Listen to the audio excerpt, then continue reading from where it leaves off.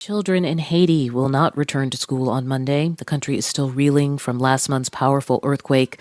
2,000 people died in that disaster, and thousands of buildings, including schools, were damaged or destroyed. As NPR's Carrie Kahn reports, rebuilding could take months, even years. Pastor Calixto Val walks through the large courtyard of his Baptist evangelical church and school in the small mountain community of Marceline.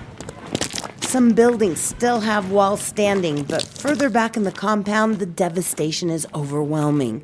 Pieces of wooden desks, broken chairs, and even stuffed animals are piled high where the kindergarten stood. Doval points to the huge tin roof lying on the ground. When the quake struck last month, the elementary school walls buckled, sending the large roof crashing to the ground.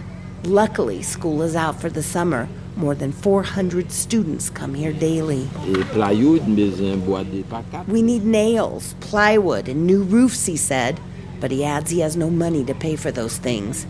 Hundreds of schools in Haiti's southern peninsula, the August 14th quake's epicenter, were either destroyed or damaged.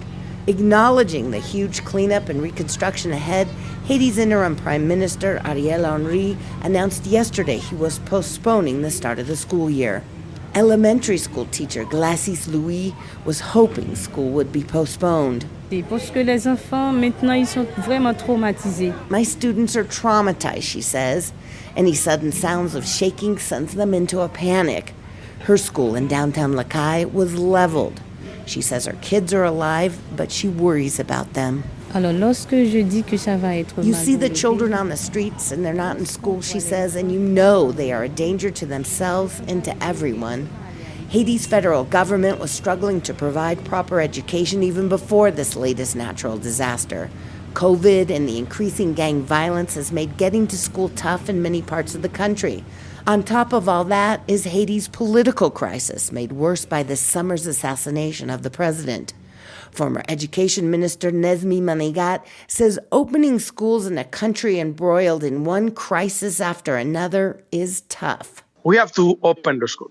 But practically, in terms of social justice, inequality, if you open the school, very privileged, rich people will be able to go to school. But Haiti's poor, who earn less than $2 a day, struggle to send their kids to school.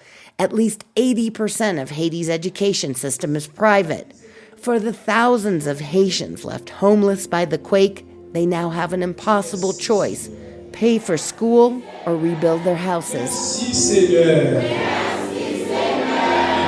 At the Protestant Church of God near downtown Lacaille, parishioners fill the sanctuary despite the large cracks in its walls.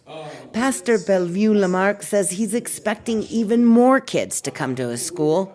He already educates and feeds at least 400 a day. Our school is still standing, he says, and we have a good reputation. He says registration is already up. He isn't expecting the government to step in. His hope is with donations from churches abroad.